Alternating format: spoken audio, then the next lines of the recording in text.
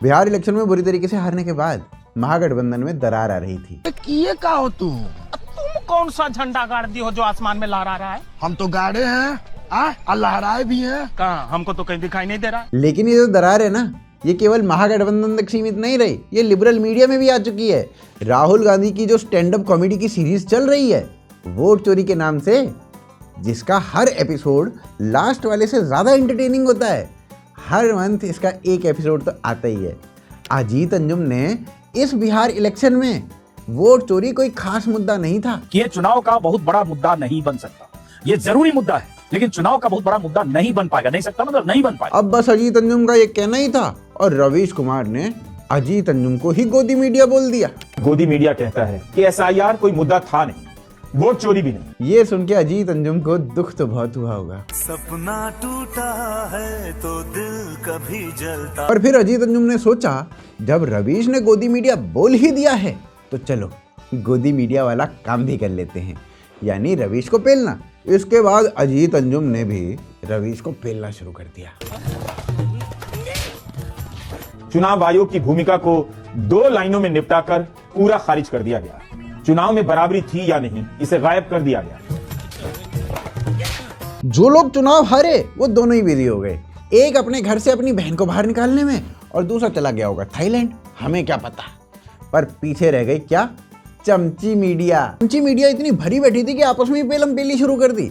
अजीत अंजुम ना इसके बाद फिर कांग्रेस की कमियां गिनाने लगते हैं। सही तरह से टिकट बांटना, वक्त का सही इस्तेमाल करना, वक्त की बर्बादी, ये जो 10 दिन की आपसी धींगा मुश्ती खींचतान में किए बगैर चुनाव में जल्दी उतरना, वोटर तक रीच आउट करना। और कांग्रेस की कमियां सुन के रवीश कुमार का ये रिएक्शन था। आगे अजीत अंजुम बताते हैं कि कैसे इलेक्शंस के नाम पे राहुल गांधी बस हेलीकॉप्टर की सैर कर रहे थे। कि जैसे राहुल गांधी आ रहे हैं, प्रियंका गांधी आ रही हैं, हेलीकॉप्टर से उनको फला फला जगह जाना है। 25-30 फॉर्च्यूनर स्कॉर्पियो से लोग आए अलग अलग जगह से, वहां पहुंचे, उसमें से 20-25 लोग मंच पे गए, सबने अपना चेहरा दिखाया, हाजिरी दिखाई, हेलीकॉप्टर फुर हुआ। इसके बाद रवीश कुमार ने भी कमबैक किया। अरे भाई, पेमेंट मिल रही है और इलेक्शन महागठबंधन हार चुका है तो कहीं ना कहीं तो जस्टिफाई करना पड़ेगा ना। रवीश भी मोदी बीजेपी के हेलीकॉप्टर गिनवाने लग गए। राहुल गांधी हेलीकॉप्टर से आ रहे और चले जा रहे, लेकिन यह नहीं बताया गया कि एनडीए के नेताओं के पास कितने हेलीकॉप्टर थे। मेरे हिसाब से तो रवीश और अजीत इन दोनों को एक स्टेज नेम रख लेना चाहिए और बैकग्राउंड म्यूजिक में बीट्स डाल के एक दूसरे को डिस ही कर देना चाहिए। ऐसा लग रहा है कोई रैप बैटल चल रही है इन दोनों के बीच में। ऊपर से ये हेलीकॉप्टर वाली बात सुनते ही धोनी के फैंस एक्स पे आ गए कि सालो अपनी हार जीत में हेलीकॉप्टर को क्यों बदनाम कर रहे हो। थाला फॉर अ रीजन। हेलीकॉप्टर से सिर्फ धोनी का नाम जुड़ेगा और किसी का नहीं। इसके बाद अजीत अंजुम को गुस्सा आता है और बिना कोई बात घुमाए फिराए अजीत डायरेक्ट बीजेपी की तारीफ कर देते हैं। इसका मतलब बीजेपी कोई भी तरीका नहीं छोड़ना चाहती थी और कोई भी तरीका उसने नहीं छोड़ा। और बीजेपी की तारीफ रवीश कुमार के ऊपर वो असर करती है जो लाल हिट कॉकरोचेस पर करता है। लेकिन रवीश कुमार भी डटे रहे। 1-1 रुपए का हक अदा किया है भाई साहब ने। आपको यह विश्वास दिलाना चाहता है कि लड़ना केवल बीजेपी को आता है, बाकी सब घर बैठकर सो रहे। अगर सारा फोकस मेहनत पर है तो तेजस्वी ने भी 170 से अधिक सभाएं की, दिन की 18-19 सभाएं। भाई साहब, दोनों की फाइट देख के ऐसा लग रहा था मानो सड़क के 2 कुत्ते एक रोटी के लिए लड़ रहे हो। फिर दोनों की लड़ाई का क्लाइमैक्स आता है जहां रवीश फाइनल इल्जाम लगाते हैं बीजेपी के ऊपर। आप किसी चुनाव में 30,000 करोड़ बांट देंगे और चुनाव आयोग बंटने देगा तो विपक्ष मेहनत करके जीत जाएगा। इसके बाद तो अजीत अंजुम ने रवीश कुमार को आखिरी दाव लगा के रिंग के बाहर ही फेंक मारा। इसमें कोई शक नहीं, 1.5 करोड़ लोगों को अगर 10-10 महिलाओं को 10-10 हजार दे दिए गए तो उसका तोड़ ये नहीं है। लेकिन हो सकता है जो शर्मनाक हार हुई, उस शर्मनाक हार से बचा जा सकता था, कुछ ज्यादा नंबर आते।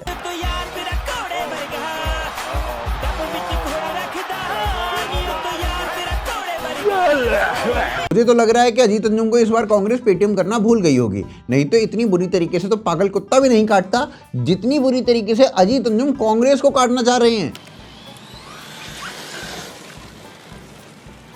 और भाई साहब, ऐसा बिल्कुल नहीं है कि लिब्रांडू ओवर टाइम कांग्रेस के लिए कर रहे हो। ना ना ना ना, आरजेडी के लिए भी ना ओवरटाइम किया जा रहा है। राजीव रंजन वर्सेस प्रज्ञा मिश्रा ये चालू हो गया आरजेडी को लेके। राजीव रंजन ने कहा कि तेजस्वी यादव की रैलीज निकली, पर रैलीज में फुल ट्रेलर दिखा दिया गया उस मूवी का जिस मूवी में Lalu Yadav lead role play कर चुके हैं, यानी जंगल राज का।